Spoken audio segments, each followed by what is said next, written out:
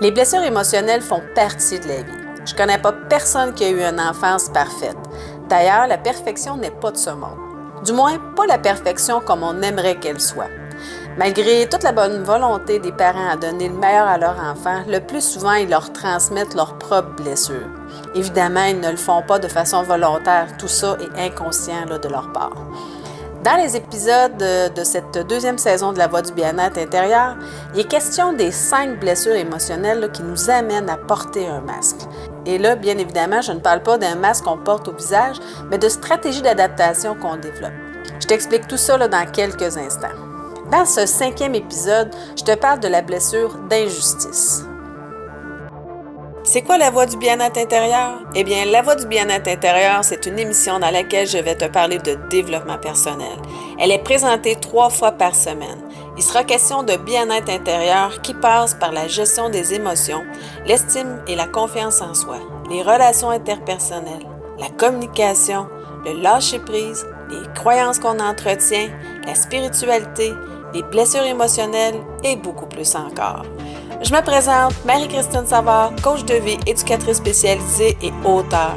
Je suis heureuse de t'accueillir dans ce monde fascinant du développement personnel. Je te remercie de passer ces quelques minutes avec moi. Et c'est parti!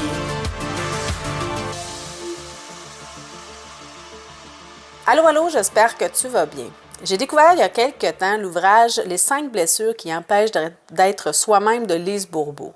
Lise Bourbeau, si tu ne la connais pas, elle est auteure et fondatrice d'une grande école de développement personnel, Écoute ton corps. C'est elle qui a écrit Écoute ton corps et ton corps te dit aime-toi. Dans son livre « Les 5 blessures qui empêchent d'être soi-même », elle parle des 5 blessures, soit le rejet, l'abandon, l'humiliation, la trahison et l'injustice qui nous empêchent d'être vraiment soi-même et qui nous amènent le plus souvent à réagir face à des situations, à des personnes, sans qu'on comprenne trop pourquoi on réagit de cette façon-là. Ce sont des blessures émotionnelles qui nuisent à notre bien-être intérieur, notre bonheur, nos relations, parfois même qui nous empêchent de réaliser nos rêves. Souvent, on les traîne une bonne partie de notre vie. Pour se protéger de ces blessures-là, on va développer des stratégies d'adaptation ou de coping, comme on appelle en psychologie, et des mécanismes de défense qui ne sont pas toujours constructifs et bénéfiques, si ce n'est que pour un temps X ou une situation spécifique. C'est ce qu'on appelle des masques. Donc, prendre conscience de nos blessures à travers nos réactions, nos comportements, ça nous aide beaucoup dans notre développement personnel et à développer notre bien-être intérieur parce que ça nous permet de mieux comprendre nos réactions, ensuite de travailler sur nos blessures pour mieux vivre avec et aussi à mieux gérer ces émotions. Dans les épisodes précédents, je t'ai parlé des 4 autres blessures, soit le rejet, l'abandon, l'humiliation et la trahison. Je t'ai expliqué que celui qui souffre de la blessure du rejet va utiliser le masque du fuyant pour se protéger. Tandis que pour la blessure d'abandon, la personne va opter pour le masque de dépendant. En ce qui concerne l'humiliation, la personne va utiliser le masque du masochiste. Et finalement, dans la blessure de trahison, c'est plutôt le masque du contrôlant qui va être prôné. Aujourd'hui, je vais te parler de la blessure d'injustice. Je vais aussi te parler du masque qui est associé à cette blessure-là, parce que, comme je le disais tantôt, pour se protéger, on va utiliser une façon d'agir, des comportements, une façade, des mécanismes de défense qui ne représentent pas nécessairement ce que nous sommes en réalité. Ça ne représente pas, dans le fond, notre vrai moi. C'est juste qu'on réagit d'une certaine façon pour éviter de trop souffrir ou pour se protéger. Évidemment, tout ça, c'est inconscient. Hein?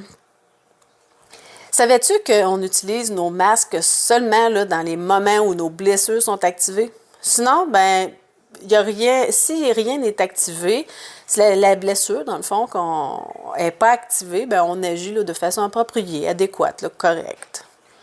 C'est important de comprendre aussi que ce n'est pas la situation comme telle, mais la façon que la personne la vit, la perçoit qui importe.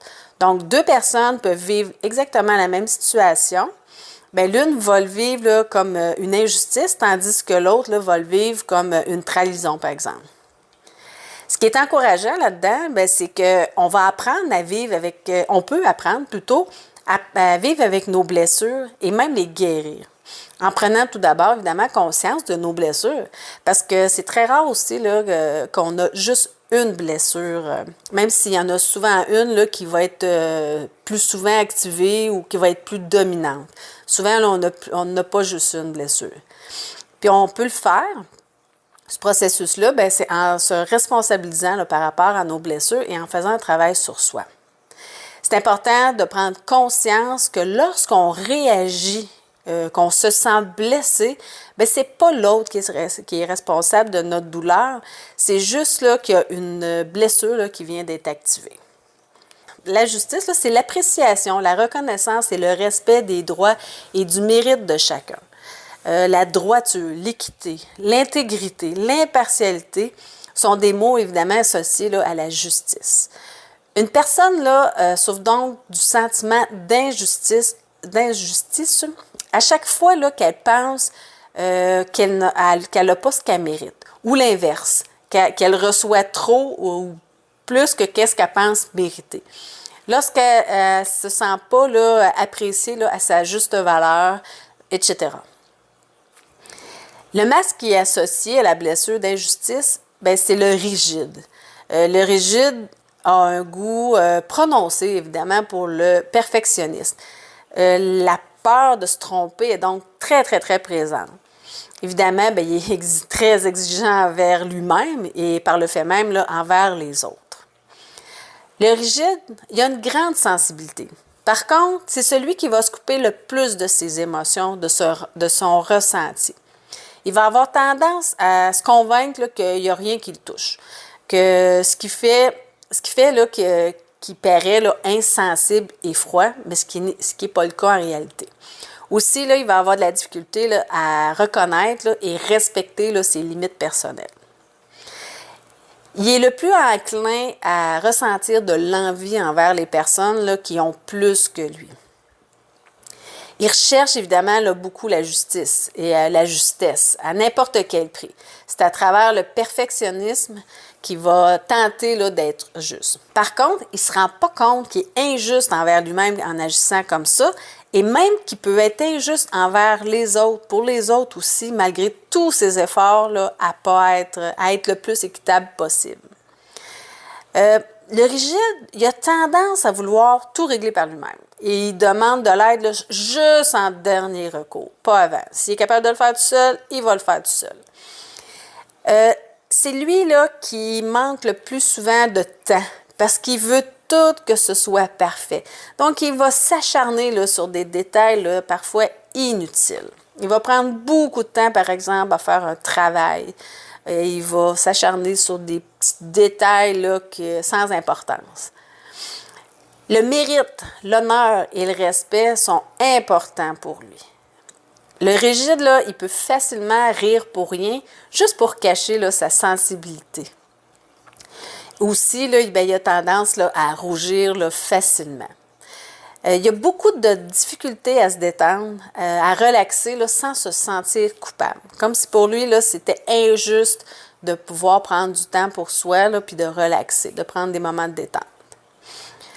Le rigide se contrôle parce qu'il a terriblement peur de perdre justement le contrôle. Parce qu'il pense que ce serait injuste là, pour les autres là, s'ils perdaient là, ce contrôle-là. Par exemple, en faisant une crise de colère. Pour lui, ce serait perçu comme une perte de contrôle. Et de faire subir sa colère à l'autre, bien, pour lui, ça serait perçu comme injuste. Il aime l'ordre, que tout soit bien rangé. Il y a de la difficulté aussi à faire la différence entre la rigidité et la discipline. Une personne rigide, bien, c'est une personne qui déroge pas hein, de ses plans et qui oublie là, ses besoins. Là. Tandis qu'une personne disciplinée, bien, elle va garder là, une certaine souplesse dans la façon là, d'atteindre son but, là, sans pour autant déroger de son objectif puis de son but là, initial. Donc, s'il arrive un imprévu, bien, elle va avoir plus de souplesse là, à réorganiser là, son horaire, tandis que le rigide, lui, ça va être un peu là, la catastrophe là, s'il déroge là, de son horaire. Le rigide aussi a tendance à se comparer aux autres là, qu'il croit là, plus parfait que lui. Et il va se comparer à des personnes qui vont être, pour lui, là, qui ont des compétences là, plus élevées là, que les siennes. Par exemple, il va avoir cette tendance à se comparer à des personnes qui, en apparence, vont avoir des caractéristiques qui, pour lui, sont parfaites. Souviens-toi là, que le plus grand défi là, dans la guérison de ces blessures, là, c'est de se pardonner à soi-même. Donc, une étape cruciale, là, c'est de prendre conscience de ses propres comportements, de ses propres réactions et par rapport aux blessures et de se responsabiliser par rapport à eux. Et ça, là, ça ne veut pas dire là, qu'on doit se blâmer, se culpabiliser et se taper sa tête. Parce que ça, là, ça ne donne absolument rien. Au contraire, ça fait juste empirer son état intérieur, là, son mal-être. Se responsabiliser, là, c'est pas se culpabiliser, c'est seulement de prendre conscience qu'on a ces blessures-là à l'intérieur de nous, sans se blâmer, ni blâmer qui que ce soit d'ailleurs, et qui est temps là, de prendre soin de ces blessures-là. Et nous seuls, là, peut le faire. Évidemment, on peut aller chercher de l'aide pour nous guider, nous accompagner dans ce processus-là, mais il n'y a personne qui peut le faire à notre place. Nos masques, comme je le disais plus tôt, servent à nous protéger de nos blessures, donc on peut en être reconnaissant pour ça.